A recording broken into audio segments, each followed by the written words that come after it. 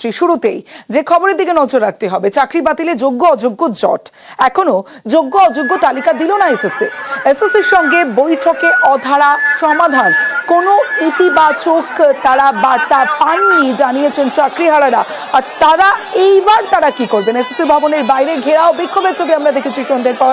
তালিকার দাবিতে দফায় দফায় উত্তেজনা, রাতভর ঘেরাওয়ের হুঁশিয়ারি চাকরিহারাদের। সরাসরি চলে যাব, আমার সঙ্গে আমার প্রতিনিধি রয়েছে, কথা বলবো তার সঙ্গে। আমার সঙ্গে অনুপ চক্রবর্তী রয়েছে, কথা বলবো অনুপের সঙ্গে।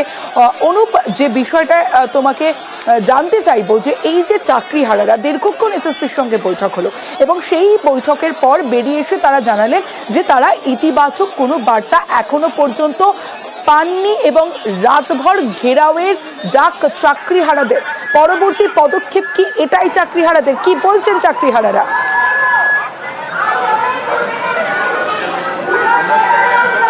চাকরিহারাদের মতো বিক্ষোভ করছিল এবং তারা কিন্তু যখন এসএসসি চেয়ারম্যান তার সঙ্গে যখন বৈঠক করে, সেই বৈঠক কিন্তু কোনো রকম জট কাটলো না, ইতিবাচক বৈঠক নয়, এমনটাই কিন্তু তারা স্পষ্ট করেছে। এবং সেই কারণে কিন্তু এখন তারা এই মুহূর্তে এসএসসি চেয়ারম্যান তিনি এবং তার আধিকারিকরা যেই এসএসসি ভবনের ছবিটা আমি দেখাবো, যেখানে কিন্তু একেবারে ঘেরাও হয়ে রয়েছেন। শুধু ঘেরাও নয়, একেবারে পাশাপাশি এই যে ছবি তুমি লক্ষ্য করতে পারছো, প্রচুর যে চাকরিহারা তারা কিন্তু এইভাবেই তারা রাতভর এইভাবে অবস্থান বিক্ষোভ করবে। তার কারণ এসএসসি চেয়ারম্যানকে তারা কিন্তু ঘেরাও করে রাখছে।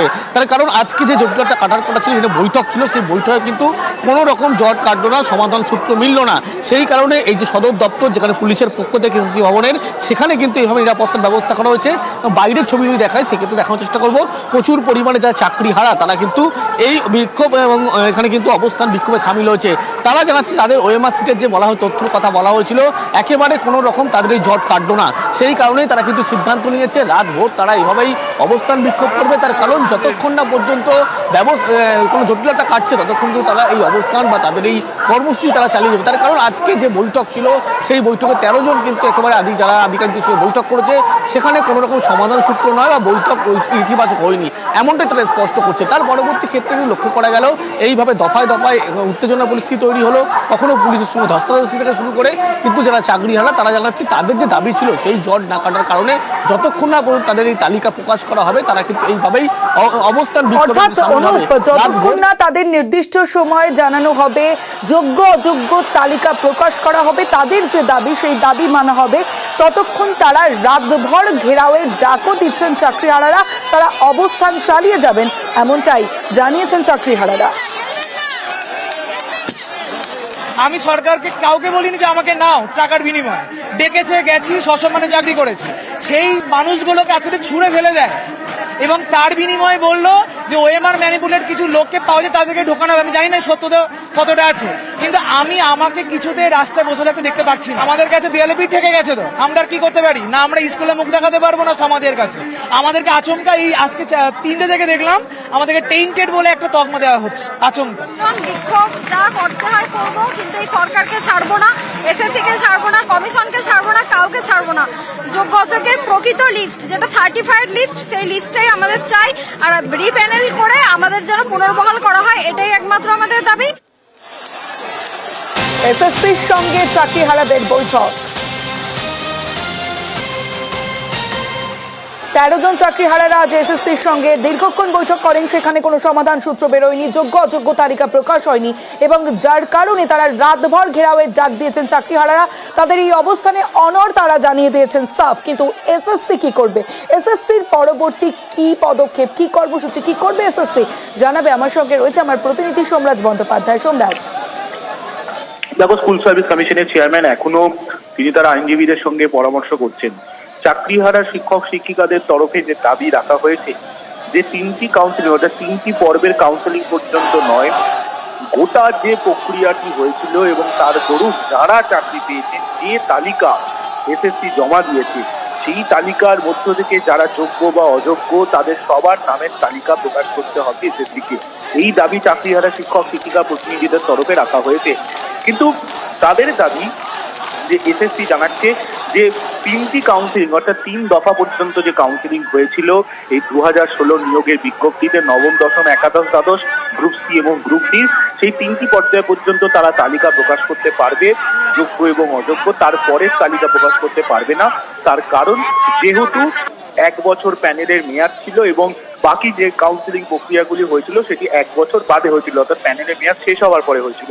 সেই কারণে এসএসসির তরফে সেই তালিকা প্রকাশ করা সম্ভব নয় বলেই চাকরিহারা শিক্ষকদের দাবি যে এসএসসির তরফে জানানো হয়েছে। অন্যদিকে এসএসসির তরফে এখনো পর্যন্ত আইনজীবীদের পরামর্শ নেওয়া হচ্ছে গোটা বিষয়টিকে মাথায় রেখে যে এসএসসির পরবর্তী পদক্ষেপ কি হতে পারে। তবে স্কুল সার্ভিস কমিশনের চেয়ারম্যানের তরফে জানানো হয়েছে যে তারা গোটা বিষয়টি নিয়ে একটি বিবৃতি দেবেন খুব শীঘ্রই। বেশ,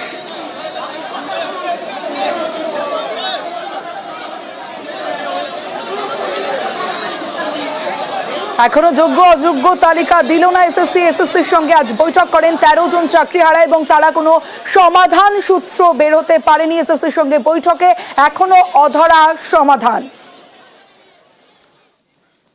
ওএমআর নিয়ে এসএসসির অবস্থান কি? বুধবারের মধ্যে অবস্থান জানাতে চায় হাইকোর্ট। এসএসসি ওএমআর প্রকাশ করলো না কেন প্রশ্ন আদালতের। এসএসসির তদন্তের অগ্রগতি জানতে চায় ডিভিশন বেঞ্চ। সিবিআইকেও তদন্তের অগ্রগতি জানানোর নির্দেশ। বুধবারের মধ্যে জানানোর নির্দেশ হাইকোর্টের। ওএমআর নিয়ে এসএসসির অবস্থান কি? বুধবারের মধ্যে অবস্থান জানাতে চায় হাইকোর্ট এবং জানতে চায় হাইকোর্ট এবং এসএসসি ওএমআর প্রকাশ করলো না কেন প্রশ্ন আদালতের। এসএসসি তদন্তের অগ্রগতি জানতে চায় ডিভিশন বেঞ্চ। সিবিআইকেও তদন্তের অগ্রগতি জানানোর নির্দেশ। বুধবারের মধ্যে জানানোর নির্দেশ হাইকোর্টের।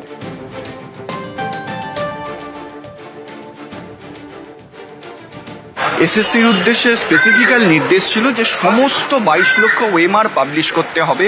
সেটা এখনো অবধি কেন করা হয়নি সেটাই প্রশ্ন করা হয়। আগামী বুধবার তারা সে জবাব দেবে এবং রাজ্য সরকারের থেকেও জানতে চাওয়া হয় যে যারা প্রমাণিত টেন্টেড, যাদের এসএসসি মেনে নিয়েছে, তাদের বেতন ফেরতের কি প্রক্রিয়া রাজ্য সরকার শুরু করেছে সেটাও বুধবার জানবে।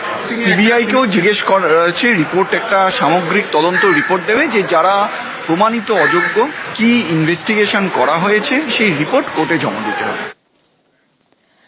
শিক্ষকদের বদলি বিতর্কে শিলিগুড়িতে বিক্ষোভ। প্রাথমিক স্কুলে শিক্ষকদের বেআইনিভাবে মাধ্যমিক স্কুলে বদলির অভিযোগ।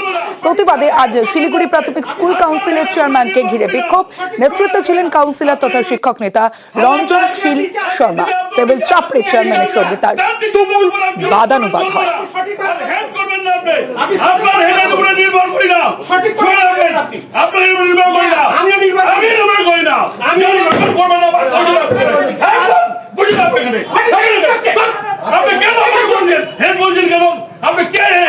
আপনি রাগাবেন না, আপনাকে কি হয়েছে? কি রাগাবেন? কি হবে? আপনি বাড়ির লোক নাকি রাগাবেন না?